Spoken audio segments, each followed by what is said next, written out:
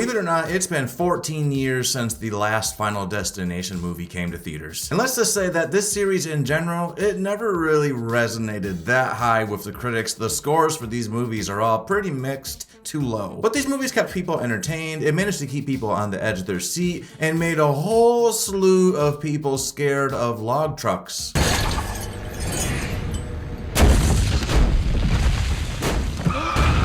Now here we are all these years later with Final Destination Bloodlines. Was the long break that this franchise had enough to really make us appreciate it all over again? Is this movie worth a trip to the cinemas?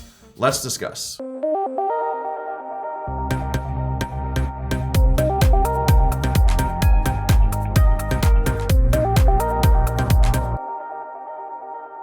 When this film first started, I was gripped with nostalgia. I was looking around, trying to figure out what was gonna happen, looking at all the little things that could possibly go wrong, watching things get bumped, and I'm like, oh my god, is that gonna be what causes it? It was just a really fun feeling, and it took me back to something that I haven't felt in such a long time. It made me feel like I was in my 20s all over again. But then I started to feel like an adult again, a modern adult living in the year 2025, and from there, I can say that my feelings for this movie started to go down. Final Destination Bloodlines stars Brec Bassinger, Rya Kihlstedt, Teo Briones, Max Lloyd-Jones, Owen Joyner, and Todd. Rest in peace to the legend. I think we can all loosely guess what the premise for this movie is, because every movie basically feels the exact same. It starts out with somebody having a premonition of some death, and then all of a sudden they avoid that death, which leads to a chain reaction. People start getting hunted because Death wants their piece of the pie, or his. They keep calling Death his in this movie. Death wants his piece of the pie, and yeah, that's what we are coming to expect. But this film has a slight bit of a twist. Instead of us following around a character that saw a premonition and ended up saving lives, we are seeing somebody who is a distant relative of somebody who did that. Hence the name Bloodlines. You gotta love dead ringer titles. Yes, it turns out that Grandma had a vision of a bunch of people dying and managed to prevent the whole thing from happening, as we come to expect. But like normal, Death is not satisfied. He's like, hey, those people were all supposed to die terrible deaths on that building, so coming for you, old lady, I'm coming. For the most part, this is a fun movie.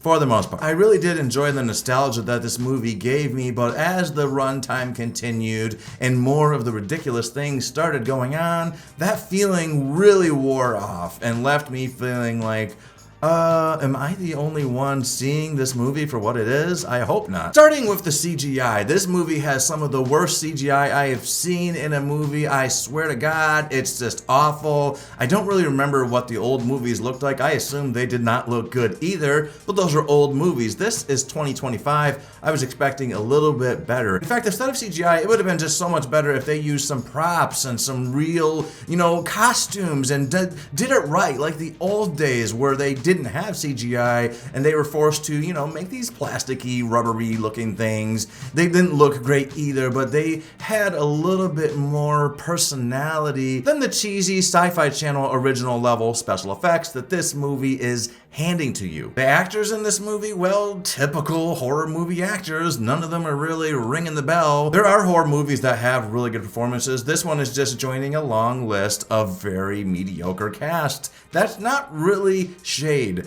These movies, nobody expects the actors to really be good. And when we do get a horror movie that actually has quality actors, it's a nice surprise. But don't look for that surprise here. There is none. Other than Todd. I will say, Todd, he is a great actor. He was very sick looking in this movie. It's really cool that he got to come back and revisit this franchise, because I do think that this franchise is dear to him. But man, he did not even look like Todd at all. His iconic voice was gone. He was extremely gaunt. You could tell that he was dying, and it's pretty sad to see him in this movie, if I'm being honest. But, rest in peace to the legend. I am glad that he got to send this franchise off in his own way. I wish we didn't have to lose such a fantastic actor, but unfortunately, death is the way of the world. We're all gonna die. As a matter of fact, as I was driving home from the theater after watching this movie, I will admit I was feeling a bit extra cautious. I was like, oh my God, I better be sure I come to a complete stop. I don't want to park under anything weird or fishy.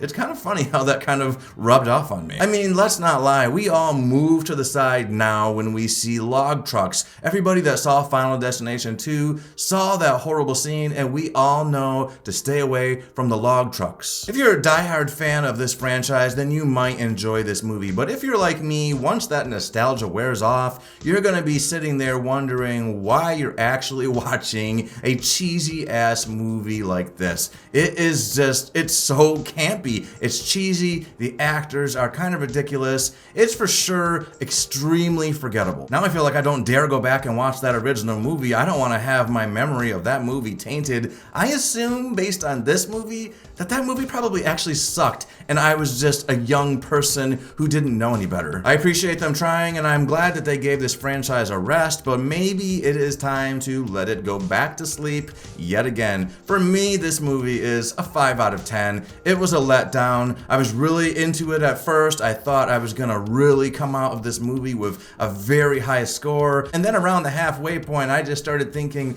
this actually kind of sucks, so what am I really doing here? I should have known this movie was gonna suck. A lot of horror movies are fairly cheesy, over the top, and corny, and Final Destination in particular, these situations, they're totally unrealistic, and I just was not buying them at age 38. That's my thoughts on this movie. Did you guys see this movie yet? Do you plan on seeing it? Once you do see it, or if you did see it, please put your thoughts on it in the comments and let me know. And if you like this video, go ahead and hit the like button to let me know you liked it. And if you want to hear more things from me, you know what to do. Subscribe to this channel. Later.